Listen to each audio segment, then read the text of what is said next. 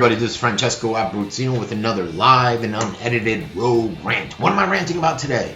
Fluoride and the dangers of it.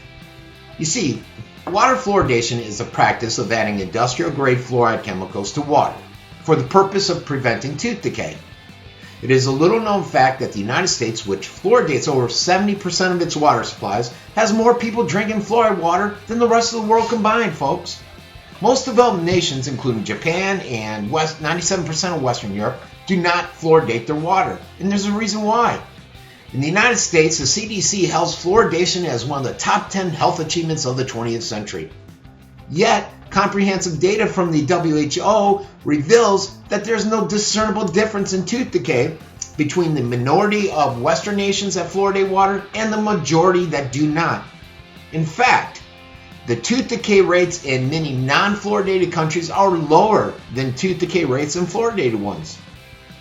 As it is becoming increasingly clear, fluoridated water supplies is outdated, unnecessary, and a dangerous relic of the 50s public health culture that viewed mass distribution of chemicals much differently than we do today. The few nations that still fluoridate their water should end this practice, folks. Unlike all water treatment processes, fluoridation does not treat the water itself, but the person consuming it. The FDA accepts that fluoride is a drug when used to prevent disease. Therefore, fluoridating water is a form of medication, isn't it? If we use that philosophy? This is why most Western European nations have rejected the practice. In their view, public water supply is not the appropriate place to be adding drugs, particularly when fluoride is readily available for individuals who use them in the form of toothpaste.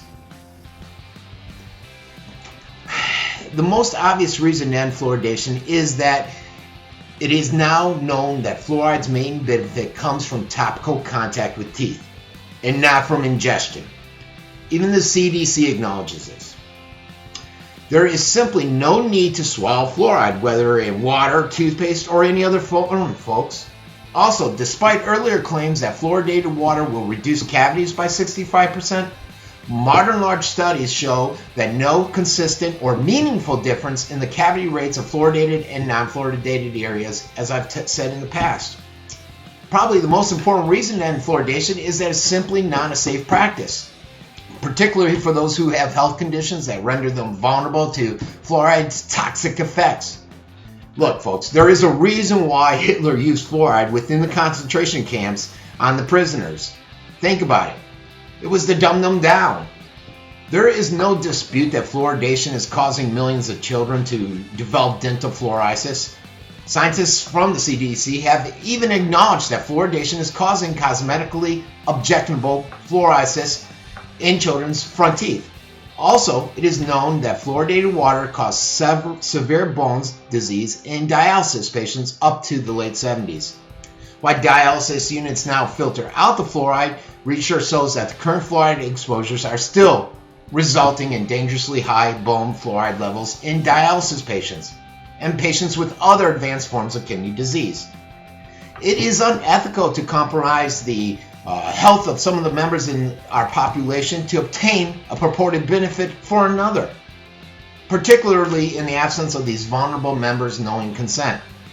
Finally, a growing body of evidence reasonably indicates that fluoride water, in addition to other sources of daily fluoride exposure, can cause or contribute to a range of serious effects.